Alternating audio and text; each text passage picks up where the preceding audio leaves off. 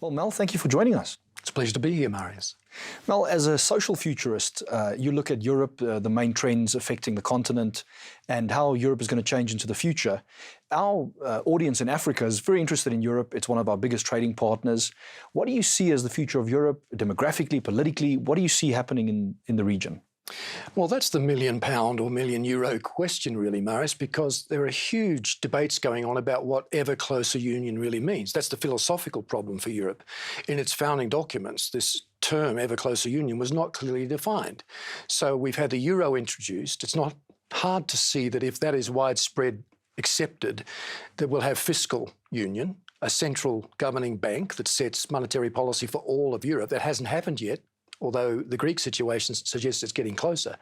Once that happens, we may very well have a political union, a United States of Europe, as it were. I think that's problematic because it puts too much power in Strasbourg and Brussels and basically strips nation states of their power. There'll be some devolved powers for the cities, but that's about all. So the rationale behind the EU, from what we understand, is that they can compete better as a bloc around the world, globally, trade with one another, which brings a lot of benefits, but also there are these dangers. In the African context, as we look at the potential for integration and Pan-Africanism and trade, what are some of the lessons that Europe is learning that we should be thinking about as Africans? Well, one of the big lessons, I think, Marius, is to recognise up front the huge cultural differences that exist between nation states.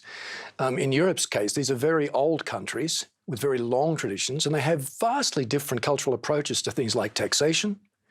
In Greece, for example, VAT sales tax is much less than the rest of Europe. There's differences in attitudes to entitlements. In Greece, you can retire 10 years earlier than you can in Germany, which doesn't thrill the Germans. And then you've got differences in approaches to things like work. The very idea of work, what it's for. These are cultural differences. And when the Eurozone was formed, and the EU, in fact, before that, there was no attempt to recognise those things. And what we've had is an attempt to really paper them over with Euro cash, and it hasn't worked. So we see this unification of Europe increasingly around this idea of regionalism, and you're putting the emphasis on the differences within those regions. Yet there's a lot of talk about globalization and the unification of culture, multiculturalism, and finding a way of coexisting across different cultures. Which of these trends do you see dominating as we go into, say, the next decade, 2 or 3 decades? Well, I don't necessarily think that cohesion is the same thing as denial of identity. In fact, I think cohesion, true social cohesion, is when groups of different identity decide to get on well together. Not only to tolerate one another, because tolerance has a sort of a downward-looking perspective. It looks down on someone and says, well, look, I tolerate you. How good am I? Whereas respect has an even or upward-looking perspective. I know that you're different to me, but I can learn from you. And so I don't think social cohesion is the denial or negation of identity. I think identity is needed even within a social cohesive unit. So I think the future is about understanding the differences between us, trying to speak through those and to those differences, not hide them, which is a little bit what has happened in the EU.